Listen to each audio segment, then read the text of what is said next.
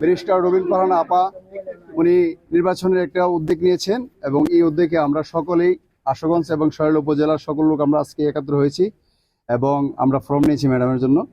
তো আমাদের ম্যাডাম আজকে যে কোনো কাজে ঢাকা থেকে আসতে পারে নাই, আমি ফর্ম নিয়েছি সকলকে নিয়ে, আমাদের যারা এখানে সিনিয়র ভাইয়েরা আছে সকলকে নিয়ে একসাথে আমরা একত্র হয়ে নিয়েছি।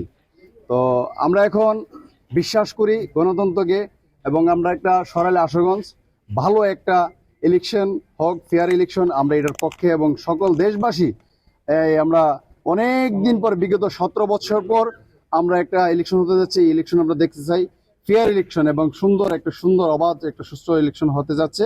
এটার জন্য আমরা সবাই আজকে একত্র হয়েছি এবং ম্যাডামের জন্য আমরা ফর্ম নিয়েছি।